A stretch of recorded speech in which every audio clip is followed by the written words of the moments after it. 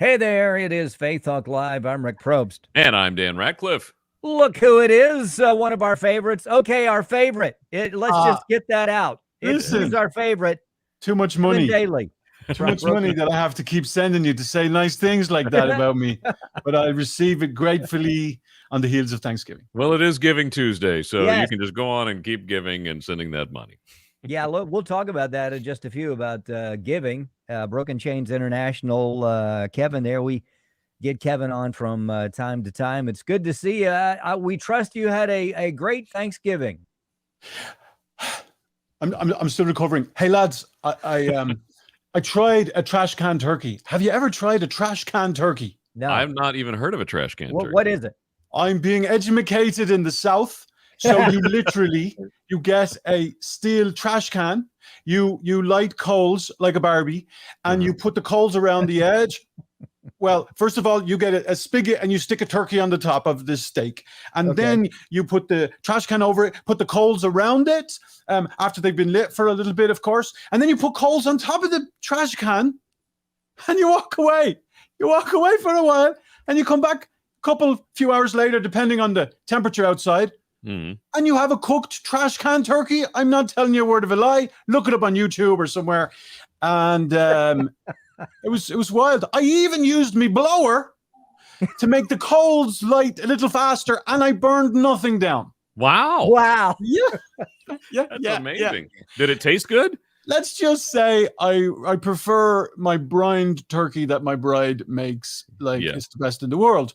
But it was a really enriching experience, besides the fact that the neighbors were looking at me like, Daly, I mean, we already knew he was a few slices short of a full loaf, but he definitely lost his marbles putting coals around a trash can and on top of the trash can. Yeah. So I'm assuming that was like an aluminum trash can and not a plastic trash can that you would get at Home Depot. Yeah, so considering you know me a wee bit, that would be a safe question to ask, and not an assumed obvious one. Yes, it was an aluminum one. Yeah. Okay, that's good. Now, did the missus appreciate it as much as you did? So next year it'll be more of the same, or will we go back to the missus turkey style? Oh, listen, man, we didn't surrender the missus brine turkey this year. That's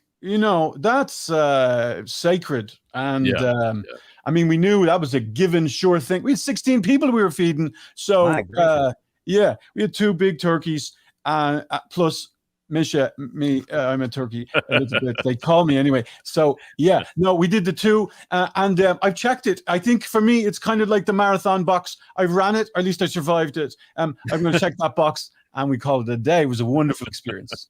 That's awesome. Kevin Daly with us, Broken Chains International. I was reading something this morning about the holidays, Kevin, and you're the guy we want to talk to about holiday expectations. 23% of people hate Christmas music because it brings stress. They've had terrible emotional holidays over there historically. They're just terrible, and they don't want to hear it. It makes them depressed. Yeah. A lot of times what we do, a lot of us, is we drag the excess baggage from this year into next year without having any closure for this year. And so I want to share a few thoughts, if you're cool to that, in a minute, about how do you do that? Like, how do you bring closure to this year so that you can be set up for next year? And so that happens a lot. So there's a lot of, we know, you hear a song, you have a memory, you have a smell, and you're taken back to a certain place and time. You have an experience, and like Christmas music. And depending on what your memories connected to that are, it'll either be positive or negative or a bit of a mix. And then, for some, they'll have certain Christmas songs that they have, heard enough for eternity. But they're open for a few of those, for a few others, right? Yeah. So, it's the real deal.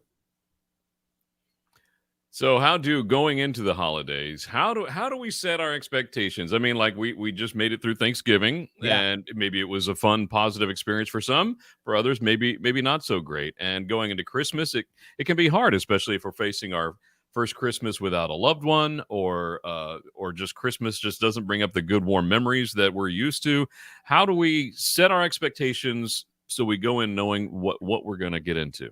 Yeah, great. So really quick, short tool that I'll give you for dealing with expectations, because we all have them. And someone has said unmet expectations are predetermined resentments. Unmet expectations are predetermined resentments. So how do we how do we try to get them met, or how do we at least address them? Because most of the time they don't get addressed. So we use the acrostic CARS, C-A-R-S. Okay. And I met a lady in the Reveille breakfast place that I frequent. I'm a local. It's my local. I call it my local. Anyway, I frequent there quite a lot. And this lady told me her name was Anne. And so I said Anne. And she said Anne. But she didn't sound the same as when I said Anne. So she felt like she needed to correct me. And I said, sister, I just said what you said. It just comes out different when I say it. She said, Anne. Yes, that's more like what it sounded like. I didn't want to butcher her name, so I said that. So CARS is how we deal with expectations, right? So and so the C, and I don't know if that's going to work, or maybe so. Yeah. Okay. So there you go. Yeah. All right. So we'll go a little thicker, but the C is for conscious, right? Clear or conscious. Like sometimes you got to get clear on what it is you want before you're able to even articulate that. So like Jesus would ask that question, hey, what do you want, kid? And that's not a selfish question. It's a self-aware question. And so we got to be conscious of what it is I'm after, what it is that I'd like to have happen in this event, in this circumstance, in this setting.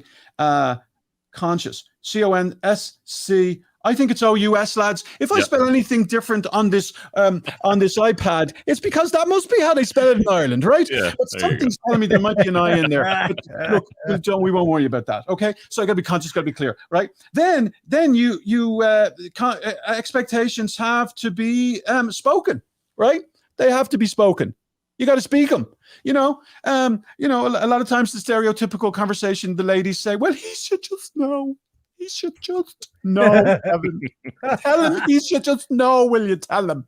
Women never say that. I don't know what you're talking about. Well, your wife doesn't, because Kathy's an angel, And so, we male or female, we need to speak.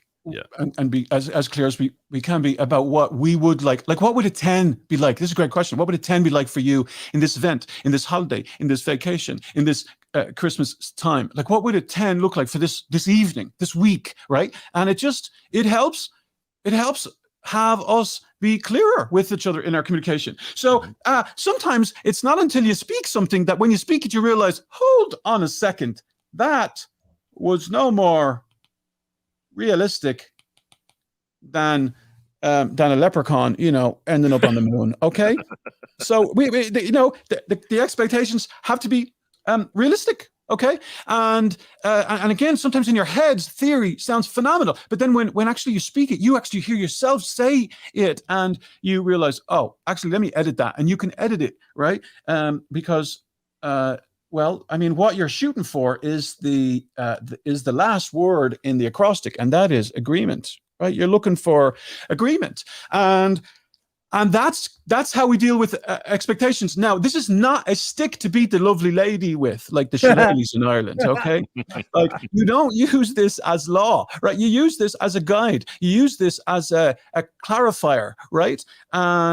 But it can really help just in our own minds, hearts, answer the question, provide clarity. When you have clarity, you have more confidence. When you have more confidence, you've got more courage. When you've got more courage and clarity and confidence, you've got more congruence, right? And everything gets aligned easier, as opposed to needing a serious chiropractic adjustment, and that's, I mean, they're healthy. I'm all for them, but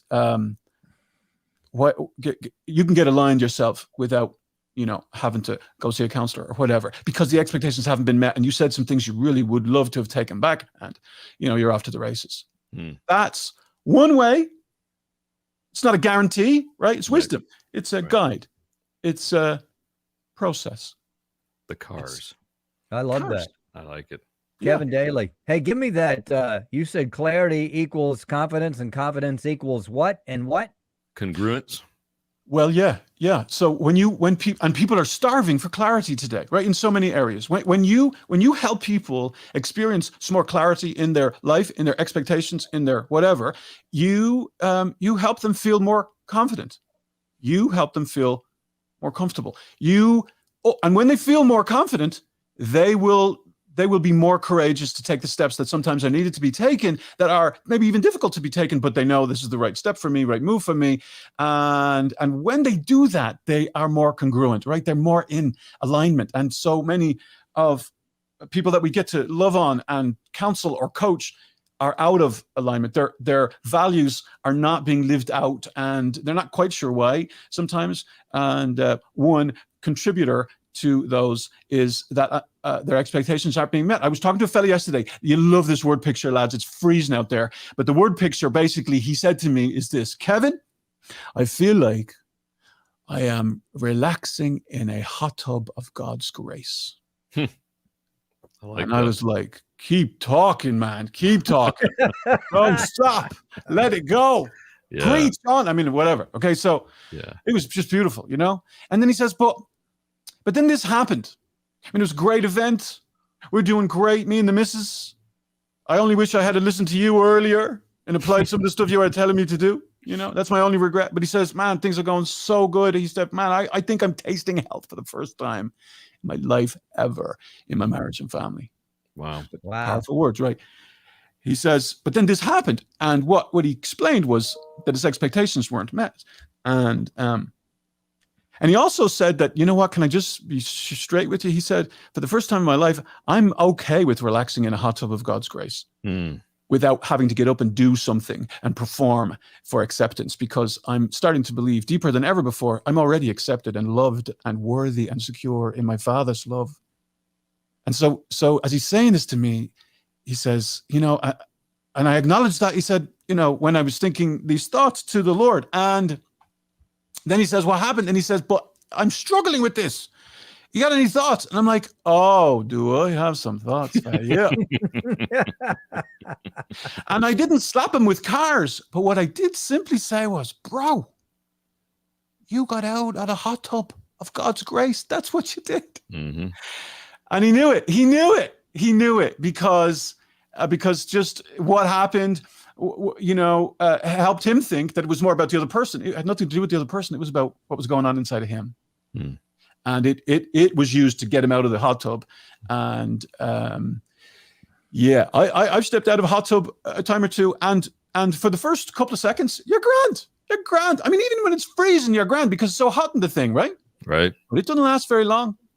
It don't last very long. And look, this is a Christian show, and so I keep it obviously clean, but because I don't have anything else actually to share. But I just want to confess to you that, lads, if God's honest truth be told, I have gotten caught outside of a hot tub in my skivvies, locked out of a cabin we were renting. Oh, more than one time. Oh, so that was that's just not fun. So it's always better in the hot tub, and so for him that was his answer. Cars is part of that. Cars helps you stay in the hot tub of God's grace, so that you can receive and so that you can minister grace to another, even if they get out of the hot tub. That's so good stuff. Yeah. Kevin Daly, Broken Chains International. All right, let's talk a little. I think we made mention of this. I'm not sure if we did it before we went live, about Giving Tuesday. Right? How can folks give and be a part of Broken Chains International? I was so waiting for you to ask that question. I'm so glad that the Holy Spirit above led you to speak those words of life. Gentlemen, if you go, and ladies, if you go to bit.ly/giving, and the G is capitalized, Tuesday, and the T is capitalized, BCI, all caps. If you go there, and I think I'm hoping that it's going to show up on my screen. Would you look at that? It is. If you go there, you will just have different options to just to support Broken Chains International. Can I tell you, I have my parents here. I gave my parents a tour of the office this morning. This is their first time here. Now, this is my parents from the land of the leprechauns. I mean, literally from Ireland. They're coming over to celebrate Thanksgiving with us, and my daughter's graduating from UGA at the end of the month, and so they're going to be here for that, and then they're going to have Christmas with my sister up in Michigan. But, you know, I couldn't help but think, Mom, Dad, because of all that you've given, now thousands and thousands of lives are being touched by God's love and his grace and his peace and his hope and his joy, not just this time of the year, but all through the year. And so Giving Tuesday for me, it was kind of emotional, lads. You know, I was kind of thinking, I need to be on the phone, calling people. You know, there was a little voice. I shut him up pretty quick. I'm like, your parents are here. Shut up, and show them around. But you know, that's what God does, doesn't he? He encourages us, invites us to invest in our little corner of the world, in Dublin, in Tala, the town of Tala, in Dublin, Ireland.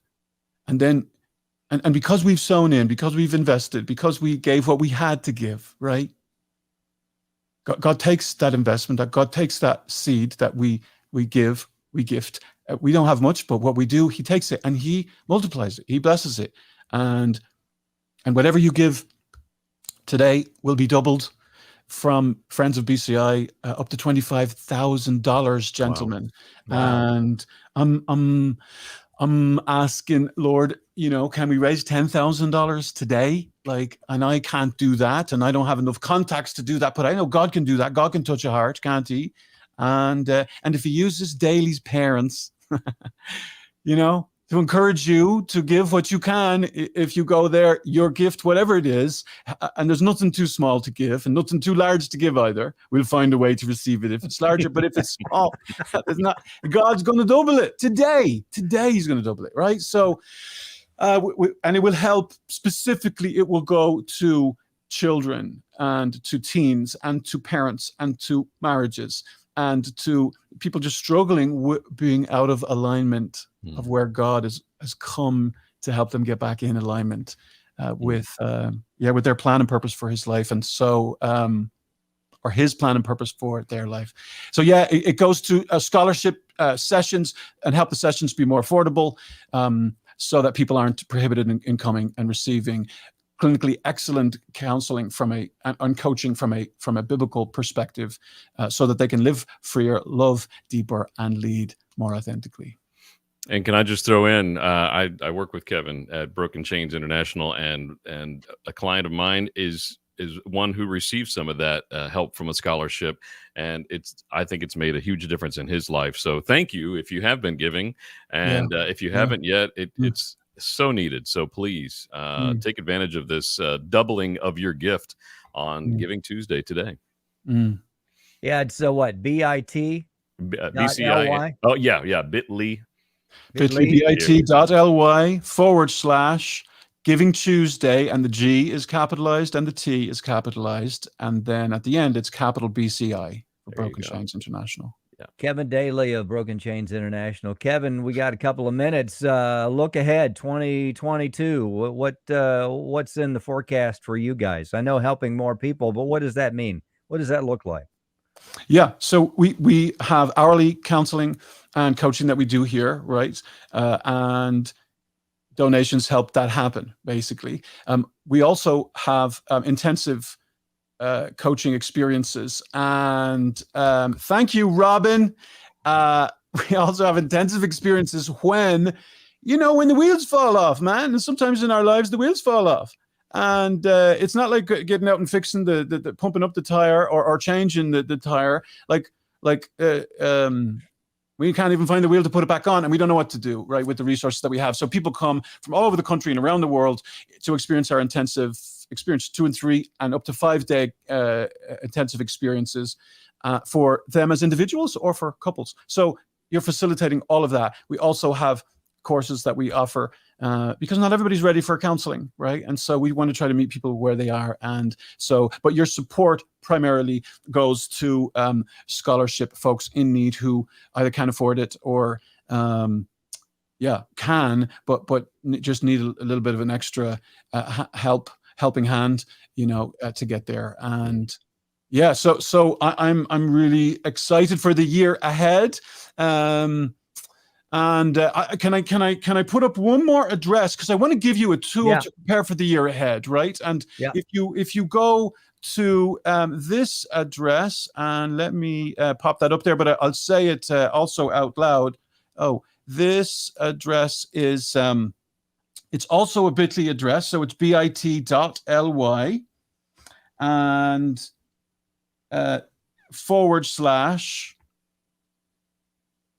/BCI. So bit.ly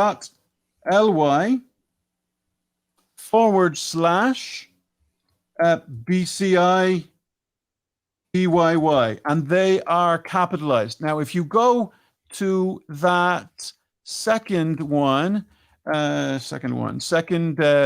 that I have there, you will receive a free tool that is called Setting Yourself Up for Your Best Year Yet. Right. So and what we do is we ask you a series of 7 questions, and in doing that, we help you process this year. And I guarantee you probably haven't been asked some of these questions before. But it just helps you, process what was, and what is to come, what you are hoping for, afraid to hope for, right? What were the themes that kept recurring? What were some accomplishments that happened, that you're proud of, right? It's okay to acknowledge yourself even, for just some of the things you survived, maybe even, right?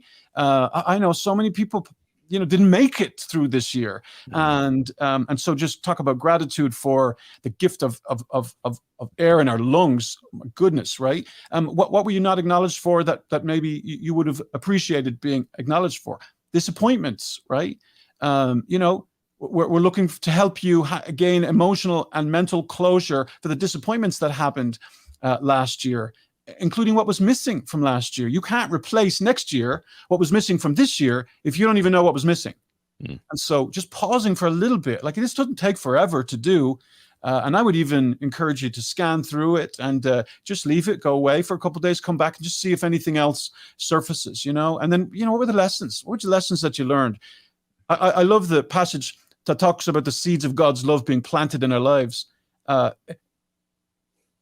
And the different types of soil, right, that receive those seeds, right? I mean, we know in that story, the enemy's trying to steal any seed of God's love or his life or his leadership, right, in our stories. And by pausing, by reflecting, which we don't want to stop. Most of us, we want to keep going. Like, don't be slowing me down, Daly,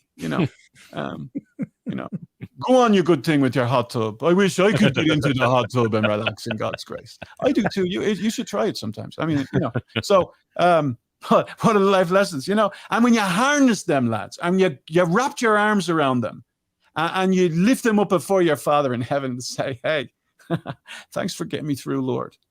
And I may have some anxieties that I'm trying to work through. I may have some fears, but I can see a little bit more clearly just by being asked, some good questions that ultimately can lead you to great answers and a greater experience of the fullness of life that your Savior and Creator has come to give to you.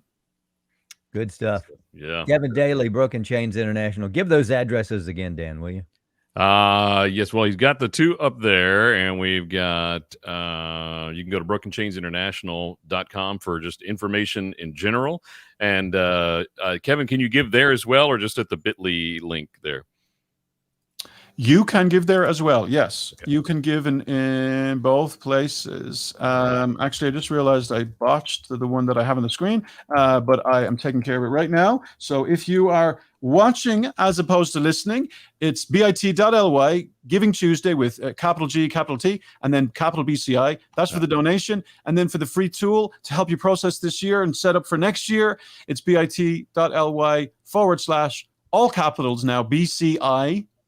BYY. And for some reason, lads, when I say B, it doesn't seem to come across. So the B obviously is for broken, C is for chains, and I is for international, and the B is for best, and Y is for year, and the other Y is for yet, best year yet.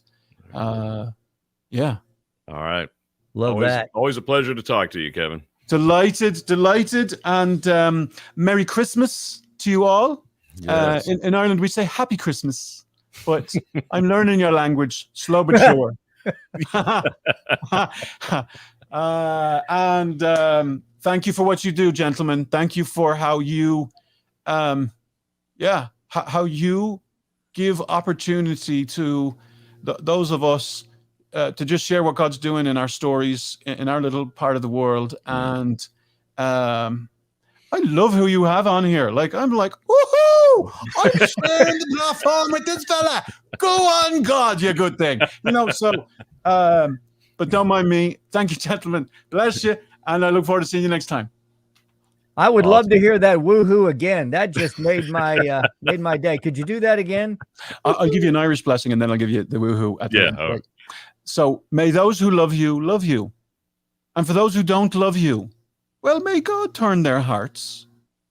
And if he doesn't turn their hearts, well, then may he turn their ankles so that we'll know them by their limping. Come on, you good thing.